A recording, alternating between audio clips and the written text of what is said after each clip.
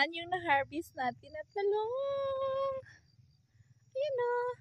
Ulam, libre ulam na dis. Hindi pa ako naka-harvest sa aking malunggay. Sa aking tanglad, nag-harvest ako kapag nagsabaw ng manok. So, ito lang muna for today's video. Galing dito sa aming garden. Kainan na! Mga sis, this is our last fourth project of our YouTube anniversary. So, let's go. We will see what we will do outside. Bye!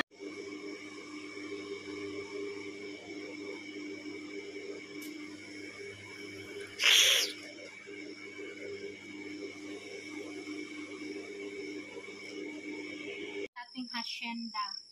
Rosana de Hacienda in Pakistan. Shout out sa rubber shoes.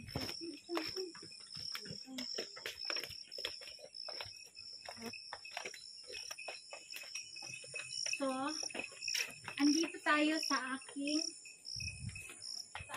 farm. Sa aking farm, sa aking mga alaga.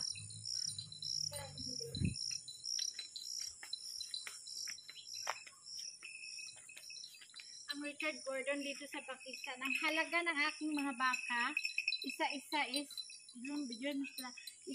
is sa 1 million. Ang malaki is 2 million. Diba?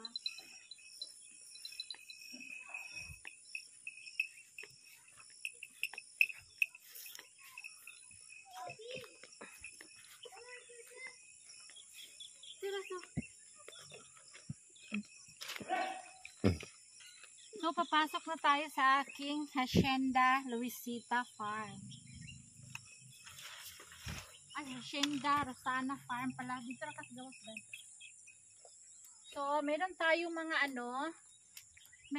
mga tanim na mga patola dito sa ating farm. Diba? Ang lalaki nila. Kasama sa may-ari, ang laki-laki din. Dito ka din. So, meron tayong tanim na sili. Puro siya mga sili, mga sis. Wala pa siyang bunga. Oh. Saka, meron akong tanim na tanglad. Lemongrass. Saka may tanim akong mga okra. O, marami akong binhi na itatanim. Meron din dito saluyot. So, ito siya. Lilinisin ko. Pagtanim na naman ako ng winter vegetables like yung mga white radish, carrots, mga ano pa ba yung mga winter na mga vegetables. So this is our farm here in Pakistan. So I'm so very rich today, that's why they call farm. This is not garden, farm na siya. O, diba? Shout out. Hi! Hindi na kami inuulan, kaya maglilinis na kami ng aming garden. Aayusin na namin ang aming pananim. Magtanim na kami ng mga wala nang tubig ang garden. Hindi na siya umulan. Tapos na yung ulan. So, yun.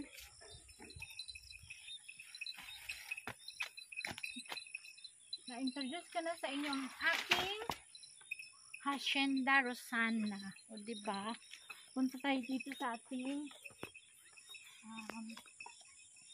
mga farm. So, ito yung aming mga pananim. Ha-harvestin ko siya next month kasi ipapakain ng kalabaw o baka. So, yun. So, ito guys, this is it. Our fourth project for our 5 or 6 years anniversary in YouTube. So, bye! Thank you for watching. Subscribe our YouTube channel, Rosana Ilyas. Bye!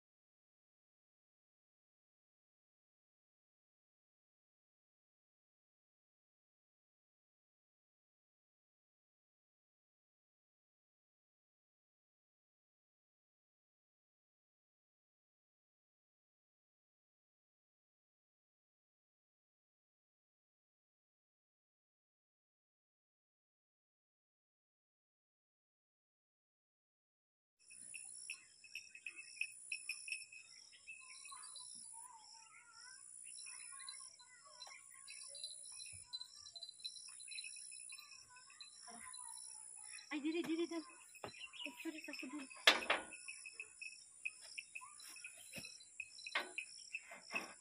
Ma!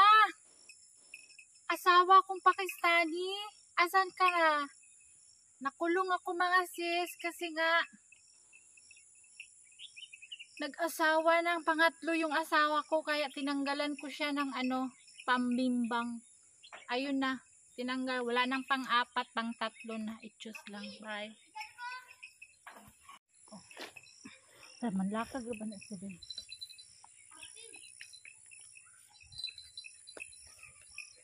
Sige.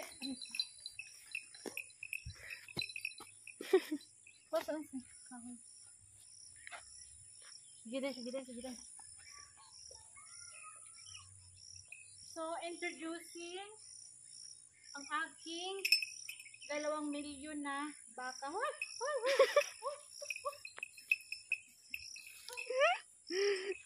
Lakad na siya, wey.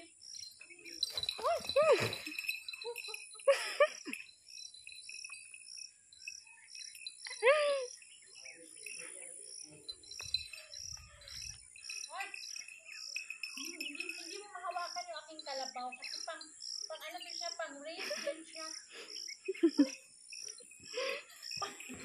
Pang race din siya, manghabol din siya mga sis.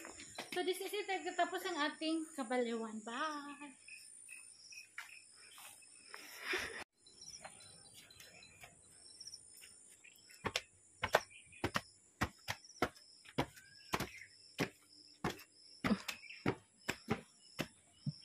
Introducing, this is aking palanggana.